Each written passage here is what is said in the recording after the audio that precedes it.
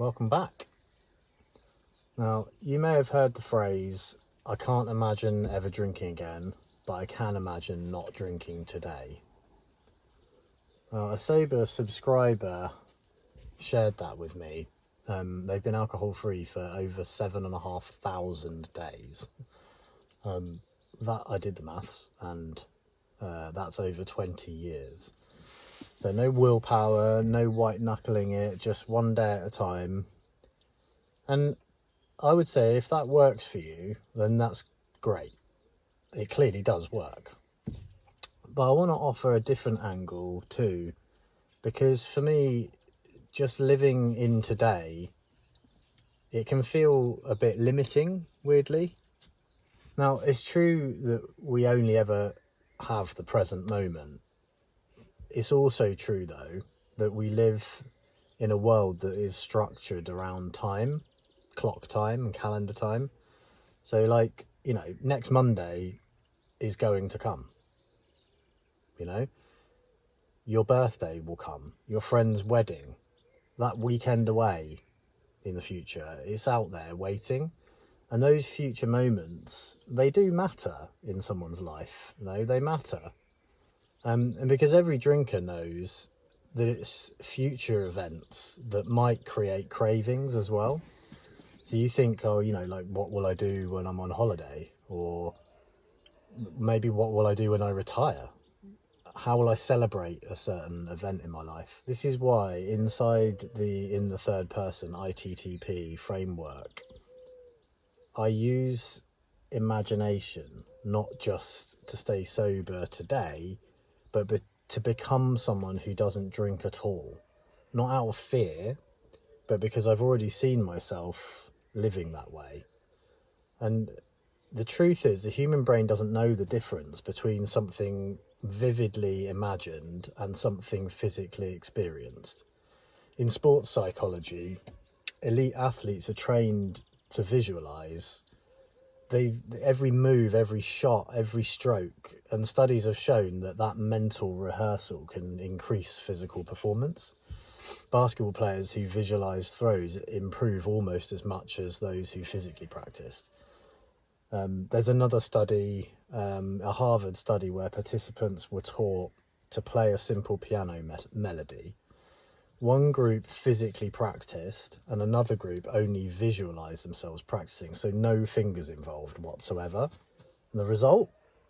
Both groups showed changes in the motor cortex of the brain.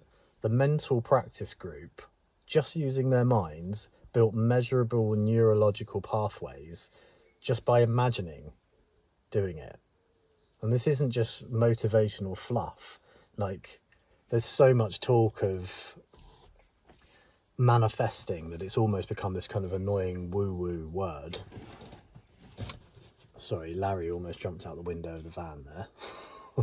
Larry's my dog, I'll introduce you again. But it's true that visualization, it rewires your brain. It literally prepares your body for who you're becoming. So I want to switch gears a little bit here, because someone else left a comment saying, I keep hearing I should quit without using willpower, that I should just surrender and change will follow.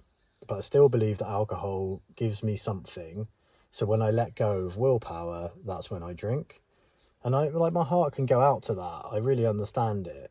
But the truth is, the early days and weeks of sobriety, your body and your brain are not aligned with your intention yet. Your dopamine system is still depleted.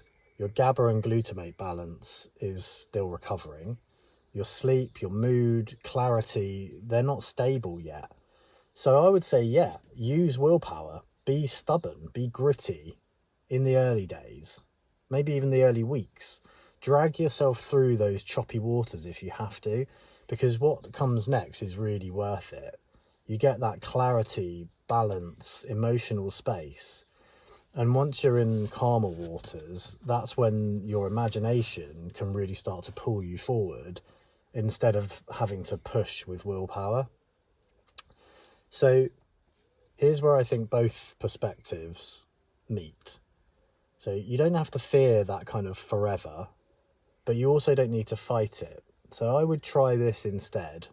Tell yourself, I won't drink today, while imagining a version of you next year who says, oh yeah, all right, I forgot I even used to drink. It's just not really on my radar. I don't even think about that anymore.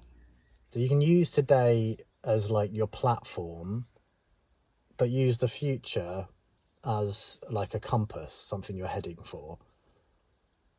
This is basically the core of the ITTP approach. You step outside of yourself and observe. Who's the drinker in me?